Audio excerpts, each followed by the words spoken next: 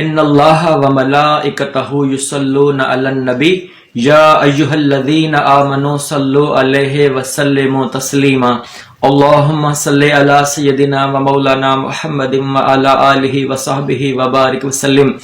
اللہ تبارک تعالیٰ نے فرمایا کہ اللہ اور اس کے فرشتے حضور نبی کرم صلی اللہ علیہ وآلہ وسلم پر درود پڑھتے ہیں۔ اے ایمان والو، تم بھی حضور نبی کرم صلی اللہ علیہ وآلہ وسلم پر درود اور سلام بھیجا کرو۔ تو درود شریف پڑھنے کے بارے میں بہت زیادہ فضیلت آئی ہے۔ جو شخص درود پڑھتا ہے اس پر 10 رحمتوں کا نزول ہوتا ہے، اس کے 10 درجات بلند ہوتے ہیں، 10 نیکیاں لکھ دی جاتی ہیں اور 10 گناہ معاف کر دیے جاتے ہیں۔ اور درود پڑھنا اللہ تبارک تعالیٰ کی سنت ہے، یہ ہر وقت قبول ہی قبول ہوتا ہے۔ حضور نبی کرم صلی اللہ علیہ وآلہ وسلم کی سنت پر جب ہم عمل کرتے ہیں تو کچھ شرائط ہیں۔ مثال کے طور پر مقید بالحیط، شکل و صورت کی پابندی۔ جب ہم نماز پڑھتے ہیں تو نماز پڑھنے کے لیے ہمیں تکبیر تحریمہ کرنی پڑتی ہے، ہاتھ کھڑے کرنے پڑتے ہیں کانوں تک یا کندھوں تک، پھر ہمیں قیام کرنا ہوتا ہے، پھر ہمیں رکوع کرنا ہے، سجدہ کرنا ہے، تشہد میں بیٹھنا ہے، تو مختلف شکل و صورتوں کو اختیار کرنا پڑتا ہے۔ یہ اس شرط کی پابندی ہوتی ہے۔ مگر اللہ کی سنت ہے درود و سلام پڑھنا، تو اللہ کی سنت میں کسی بھی شرط کی پابندی نہیں کرنی ہے۔ ہم نے کسی خاص حیت، کسی خاص شکل و صورت کو اپنانا نہیں ہے۔ تو فرمایا کہ چاہے تم قیام میں ہو، چاہے تم بیٹھے ہو، چاہے تم لیٹے ہو، تمہاری جو بھی حالت ہے تم حضور نبی کرم صلی اللہ علیہ وآلہ وسلم پر درود و سلام پڑھ سکتے ہو۔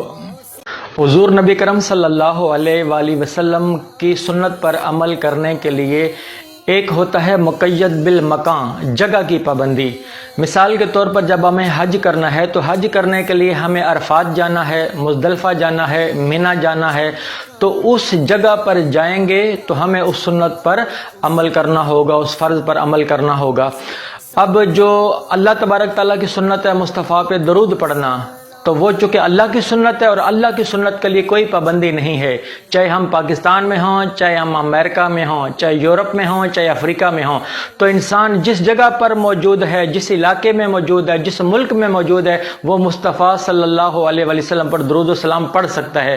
حضور نبی کرم صلی اللہ علیہ وآلہ وسلم کی سنت پر جب ہم عمل کرتے ہیں تو اس کی جو شرائط میں بیان کر رہا ہوں، اس میں سے پھر ایک شرائط مقید بزماں ہے، وقت کی پابندی۔ جیسے ہم نماز وقت پر پڑھتے ہیں، فرمایا ان الصلاۃ کانت علی المؤمنین کتابا موقوتا، نماز مقرر اوقات پر فرض کی گئی ہے۔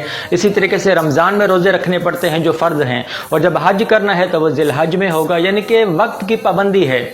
اور اللہ تبارک تعالیٰ کی سنت جو درود پڑھنا ہے اس کے لیے وقت کی کوئی پابندی نہیں۔